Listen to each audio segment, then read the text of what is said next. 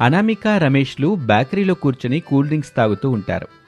అనామిక, ఏదో ముఖ్యమైన విషయం చెప్పాలని ఈ బేకరీకి తీసుకొచ్చావు. గంట గడిచింది, 2 ఎగ్ పఫ్లు తిన్నావు. పెద్ద గ్లాస్ నిండా మ్యాంగో జ్యూస్ నేను తాగాను. ఇప్పుడు మళ్ళీ ఈ కూల్ డ్రింక్ తాగుతున్నాను. ఇప్పటికైనా ముఖ్యమైన విషయం ఏంటో చెప్తావా, లేదంటే ఇంకో గంట ఇలాగే గడిచిపోయేలా చేస్తావా? అనామిక అయోమయంగా చూస్తూ మౌనంగా కూల్ డ్రింక్ తాగుతూ ఉంటుంది. అనామిక, నిన్నే మాట్లాడనామిక, నేను అడిగిన దానికి సమాధానం చెప్పు. అనామిక అలా కూల్ డ్రింక్ తాగుతూనే ఉంటుంది. సరే, నేను వెళ్తున్నాను, బిల్లు కట్టేసి వెళ్ళు. రామ్, ఇక్కడ చెప్పలేను, ప్లీజ్ మా ఇంటికి వెళ్దాం. ఇక్కడ జ్యూసు కూల్ డ్రింకు తాగించావు, ఎగ్ పఫ్లు తినిపించావు. ఇప్పుడు మీ ఇంటికి తీసుకెళ్ళి కడుపు నిండా గడ్డి పెట్టి చెరువు నీళ్ళు తాగిస్తావా ఏంటి? ఊరుకో రామ్, నీకెప్పుడు హాస్యమే. పద మా ఇంటికి వెళ్దాం. అక్కడ నీకు ఖచ్చితంగా నేను చెప్పాలనుకున్న ఆ ముఖ్య విషయం ఏంటో చెప్పేస్తాను. నాకు నమ్మకం దొరకట్లేదు దర్శని. రామ్, చేసిన కామెడీ చాలు, పద మా ఇంటికి వెళ్దాం. మీ ఇంటికి రావటం ఇప్పుడు తప్పదా అనామిక? తప్పదు రామ్. అనామిక డబ్బుల్ని టేబుల్ మీద పెట్టి రమేష్ని తీసుకుని వెళ్ళిపోతుంది. పేద దంపతులైన రాజయ్య, సుజాతలు ఇంటి ముందున్న ఖాళీ స్థలంలో కూరగాయల పంటలు సాగు చేసుకుంటూ మార్కెట్లో వాటిని అమ్ముకుంటూ జీవనం సాగిస్తూ ఒక్కొక్క పైసాని కూతురు అనామిక పెళ్లి కోసం దాచిపెడుతూ ఉంటారు. ఏమో ఈ సుజాత, ఏంటో చెప్పయ్యా, నాకు బాగానే వినిపిస్తుంది. మన అమ్మాయి పెళ్లికి మనం దాచిపెడుతున్న డబ్బు ఇప్పటి వరకు 1,00,000 రూపాయలు దాటిందంటావా? నాకు మాత్రం ఏం తెలుసయ్యా, అంతగా చూడాలనిపిస్తే వెళ్ళి కుండలోని డబ్బులు లెక్కబెట్టి చూసుకో. వద్దులే సుజాత, చూడాల్సిన సమయం వచ్చినప్పుడు చూద్దాంలే. టమాటాలు బుట్ట నిండా పెట్టావా? పెట్టాను మామ, బుట్ట తీసుకుని వెళ్ళేటప్పుడు ఇంత అన్నం తినిపో. ఇంటి ముందు కారాగింది. సుజాత, రాజయ్యలు ఆ కారుని చూశారు. ఎవరో పెద్ద మొత్తంలో కూరగాయలను తీసుకువెళ్ళటానికి వచ్చుంటారని సంతోషంగా ఇద్దరూ కారు దగ్గరికి వచ్చారు. రమేషు, అనామిక ఆ కారు నుంచి దిగారు. సుజాత, రాజయ్య ఆశ్చర్యంగా చూస్తూ ఉంటారు. రామ్, వీళ్ళే మా అమ్మా నాన్నలు. రమేష్ వాళ్ళని చూస్తూ నమస్కారం పెట్టాడు. రాజయ్య, సుజాతలు మాత్రం అలా ఆశ్చర్యంగా చూస్తూ ఉంటారు. నాన్న, నువ్వు ఇంట్లోకి వెళ్ళి కూర్చి తీసుకొచ్చి బయటవే. అమ్మా, నువ్వు తాగడానికి మజ్జిగ తీసుకురా, వెళ్ళండి అని కూతురు అనామిక చెప్పటంతో ఇద్దరూ ఆశ్చర్యం నుంచి తేరుకుంటారు. వెళ్ళానా? వెళ్ళి కూర్చివేయి. అమ్మా, నువ్వు వెళ్ళి మజ్జిగ తీసుకురామ్మా తాగడానికి. రాజయ్య, సుజాత ఇంట్లోకి వెళ్తారు. రమేష్, అనామిక ఇంటి ముందుకొచ్చారు. రాజయ్య కుర్చీ తీసుకొచ్చి వేశాడు.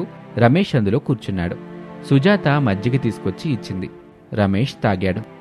నానా, అమ్మా, తన పేరు రమేష్, నేను తనని ప్రేమిస్తున్నాను, పెళ్లి చేసుకుంటాను. ఆ మాట విని రమేష్తో పాటు రాజయ్య, సుజాతలు చాలా సంతోషపడ్డారు. అనామిక, నిన్ను పెళ్లి చేసుకుంటే నాకు ఇష్టమే. నేను వెళ్ళి మా అమ్మ వాళ్ళతో చెప్తాను. మా అమ్మ వాళ్ళు మీ అమ్మ వాళ్ళతో మాట్లాడడానికి వస్తారు. సరే రామ్. ఆనందంగా రమేష్ కారులో బయలుదేరి ఇంటికొచ్చి, ఏమైంది బాబు, ఈరోజు తొందరగా ఇంటికొచ్చావు? అమ్మా, పదే పదే పెళ్లి చేసుకోమని నన్ను ఇబ్బంది పెడుతున్నావు కదా. ఈ పక్కూర్లోనే అనామిక అనే ఒక పేదమ్మాయి ఉంది. తను నాకు బాగా నచ్చింది. మీరు వెళ్ళి మాట్లాడరండి అని రమేష్ అనామిక వాళ్ల వివరాలు చెప్తాడు. శారదా ప్రసాదులు సంతోషపడుతూ అదే కారులో అనామిక ఇంటికొచ్చారు. అనామిక తల్లిదండ్రులు రమేష్ తల్లిదండ్రులు చూసి దండం పెడతారు. కుర్చీలు వేస్తారు. శారదా ప్రసాదులు అందులో కూర్చుంటారు. అనామికని చూశారు. అనామిక అందంగా ఉంది. వాళ్ళిద్దరికీ నచ్చింది. ఇట చూడండి, మీ అమ్మాయి మాకు బాగా నచ్చింది. ఆ మాట విని రాజయ్య, సుజాత, అనామిక చాలా సంతోషపడతారు. అనామిక, నువ్వు మా వాడిని పెళ్లి చేసుకోవాలంటే ఒక షరతు ఉంది, అది నువ్వు ఖచ్చితంగా పాటించాలి. ప్రసాద్ అయిష్టంగా ముఖం పెట్టుకుంటాడు. ఏంటమ్మగారు? మా ఇంటికి కాబోయే కోడలో 24 గంటలు ఇంట్లో పనిచేస్తూనే ఉండాలి, రెస్ట్ ఉండదు. మా ఇంట్లో నేను, మా ఆయన, నా కూతురు, అల్లుడు ఉంటాం. ఎవరే పని చెప్పినా చెయ్యాలి, ఎప్పుడు చెప్పినా చెయ్యాలి. ప్రసాద్ ఆశ్చర్యపోతాడు. రాజయ్య, సుజాతలు అయోమయంగా ఒకరి ముఖాలు ఒకరు చూసుకుంటారు. అనామిక ఆలోచనలో పడింది. చెప్పు అనామిక, రమేష్ని పెళ్లి చేసుకుంటావా లేదా? చేసుకుంటానత్తయ్య. కండిషన్ గుర్తుంది కదా అనామిక? కోడలుగా నా ఇంట్లో అడిగి పెట్టినప్పటి నుంచి 24 గంటలు నువ్వు ఇంట్లో పని చేస్తూనే ఉండాలి. అలాగే అత్తయ్య, పెళ్లి ముహూర్తం పెట్టి కబురు చేస్తాను. మన మధ్య ఉన్న కండిషన్ గురించి మా బాబుకు చెప్పబాక. అలాగే అత్తయ్య, నేను చెప్పను, మీరు చెప్పకండి అని చెప్పగానే శారదా ప్రసాదులు ఆ ఇంటి నుంచి కారులో బయలుదేరారు. శారదా, అనామికకి 24 గంటలు పనిచేయాలనే కండిషన్ని ఎందుకు పెట్టినట్టు? ఆ అమ్మాయి అలా పనిచేయడం నాకు ఇష్టం లేదు. పేదాడు మన ఇంటి ముందు అడిగి పెడితేనే ఇష్టపడను నేను. ఒక పేద అమ్మాయిని కోడలకి ఎట్టా ఒప్పుకుంటాను అనుకున్నారు? చెప్పండి. అందుకే అట చెప్పా. వారం రోజుల తర్వాత మంచి ముహూర్తం చూసి రమేష్ అనామికలకి పెళ్లి చేస్తారు.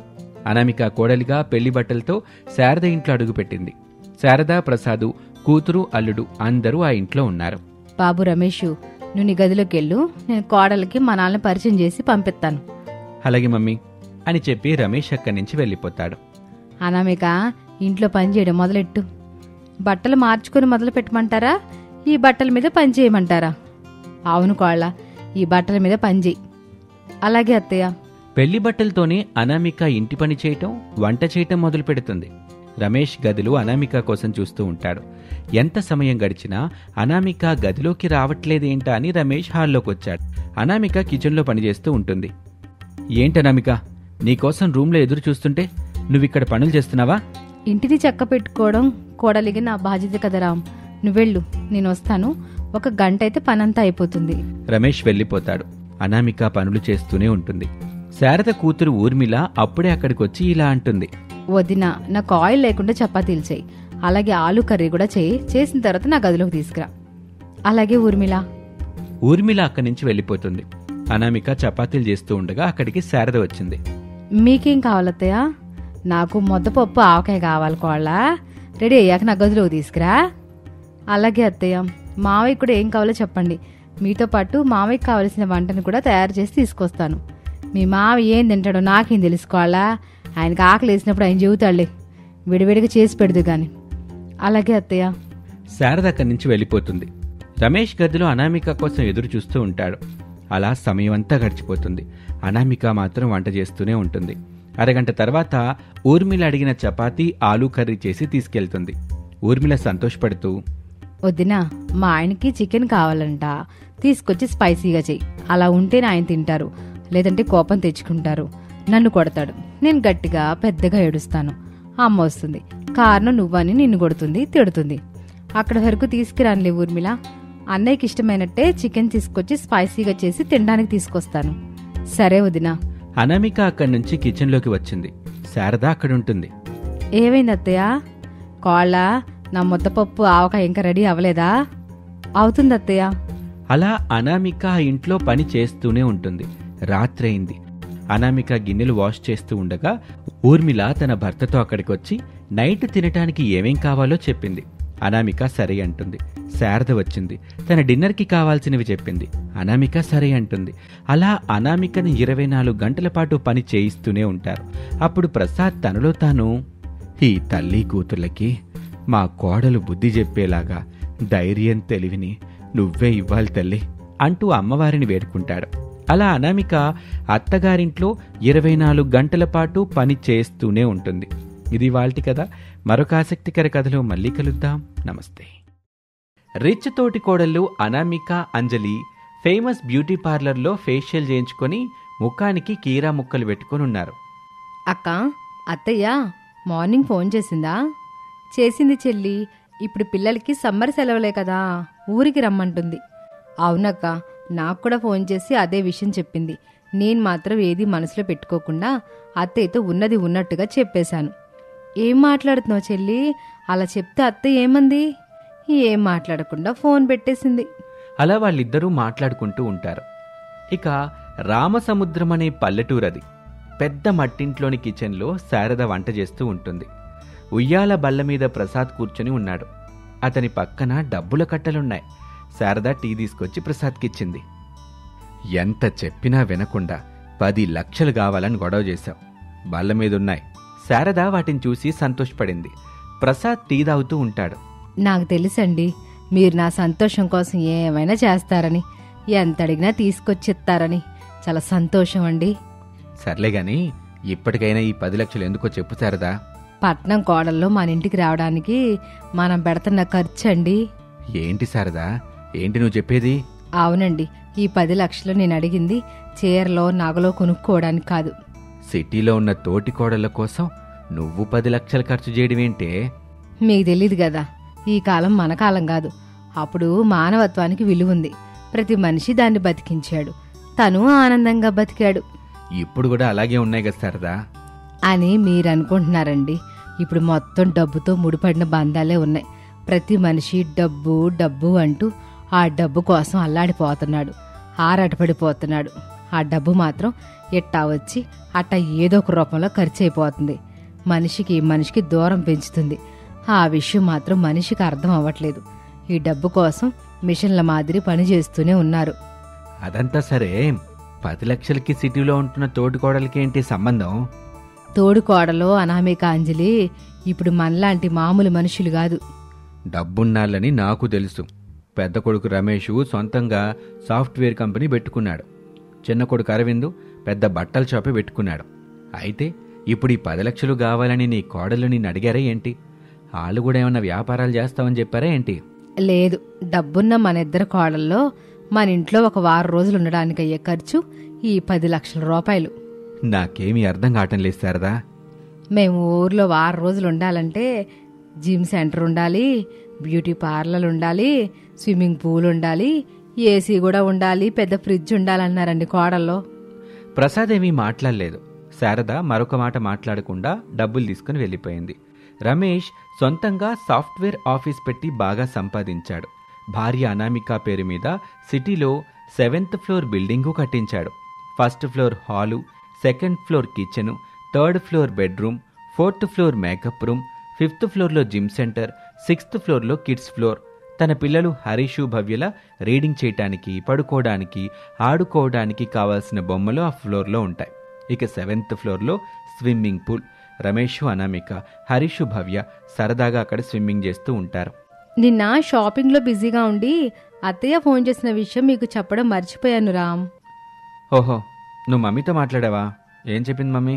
ఇది సమ్మర్ కదా పెద్ద కోడలా, పిల్లలకి సెలవులుంటాయి, బాబు నువ్వు కూడా ఒక వారం రోజు సెలవు పెట్టుకుని ఇక్కడికి రావచ్చు కదా అని అడిగింది.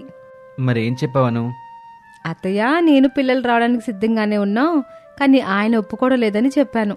ఇది మరీ బాగుందను. నేను వెళ్ళమని చెప్తుంటే నువ్వేగా ఆ పల్లెటూరికి వెళ్ళనని, అక్కడ జిమ్ సెంటర్ ఉండదు, స్విమ్మింగ్ పూల్ ఉండదు, నచ్చిన డ్రెస్ వేసుకుంటే అయ్యో కోళ్ళ ఇలాంటి పొట్టి పొట్టి బట్టలు వేసుకోవద్దని, చీరలోనే ఉండాలని పనికిమాలిన రూల్స్ మీ అమ్మ పెడుతుందని చెప్పావు కదా. నిజమే కదా రామ్. అను, మమ్మీ వాళ్ళు ఊళ్ళో ఉంటారు. వాళ్ళు పాత పద్ధతుల్నే పాటిస్తూ ఉంటారు. వాళ్ళకిప్పుడు సిటీలో ఉన్న లైఫ్ గురించి చెప్పాలి మనం. అప్పుడే వాళ్ళు అర్థం చేసుకుంటారు. నేను పిల్లలు రావాలంటే ఊర్లో మాకు కావలసిన ఏర్పాట్లు ఉండాలని చెప్పాను. అవునా? మరప్పుడు అమ్మేం చెప్పింది? ఏం మాట్లాడకుండా ఫోన్ పెట్టేసింది. మళ్ళీ చేశాను, నా వల్ల కాదు కోళ్ళ అని చెప్పింది. అప్పుడు నేను ఫోన్ పెట్టేశాను.